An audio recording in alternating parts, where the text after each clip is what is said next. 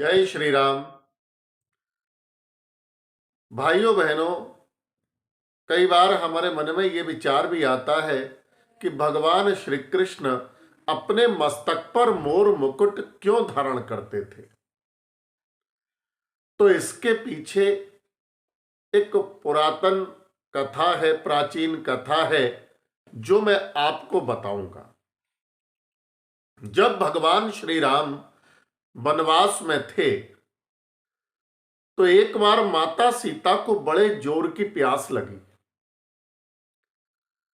पर कहीं भी प्रभु श्री राम को कोई जलाशय या कोई ऐसा स्थान जहां पानी मिल जाए वो दिखाई नहीं दिया। तभी वहां पर एक मोर आया, मयूर आया, और उसने भगवान श्री राम से कहा कि प्रभु, मैं आपको जलाशय तक ले चल सकता हूं, आपको मेरे पीछे पीछे चलना पड़ेगा। मैं जानता हूं जलाशय कहां पर है, पानी कहां मिलेगा।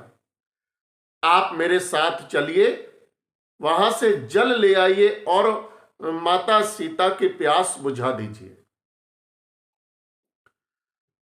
तब प्रभु श्री राम उस मोर के पीछे पीछे चलने को तैयार हो गए। तो मोर ने कहा कि प्रभु, आप मेरे साथ चल तो रहे हैं, पर इसमें एक परेशानी है।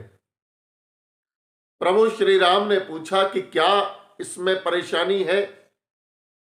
तो उस मोर ने कहा कि प्रभु, इसमें परेशान होने वाली बात यह है कि मैं तो उड़कर जाऊंगा और आप पैदल पैदल मेरे पीछे चलेंगे, तो इसलिए आप मुझसे अलग हो सकते हैं या रास्ता भटक सकते हैं। तो उस स्थिति में मैं एक काम करूंगा कि मैं अपने पंख, एक एक पंख तोड़कर गिराता चलूंगा और आप उन पंखों के सहारे सहारे मेरे पीछे पीछे आते जाएंगे, तो आप रास्ता नहीं भटकेंगे।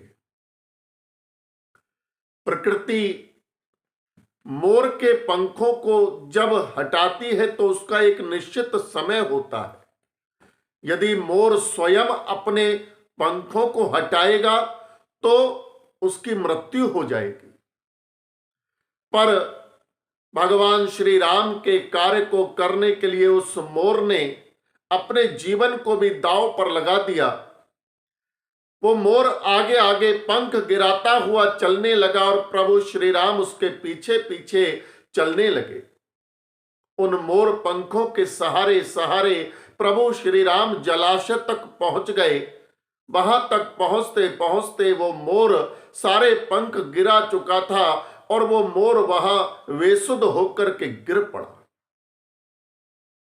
तब प्रभु श्री राम ने उस मोर को अपनी गोद में उठाया और उससे कहा कि तुमने मेरे लिए अपने जीवन का त्याग किया है, तो इस उपकार का बदला मैं अपने दूसरे अवतार में अवश्य चुकाऊंगा। जब मैं कृष्ण अवतार में आऊंगा तो यही मोर पंख सदैव मेरे मस्तक पर विराजमान रहेगा। तो इसीलिए जब प्रभु श्री राम कृष्ण अवतार में भगवान श्री कृष्ण के रूप में आए तो उन्होंने सदैव मोर पंख को अपने मस्तक पर स्थान दिया। जय श्री राम।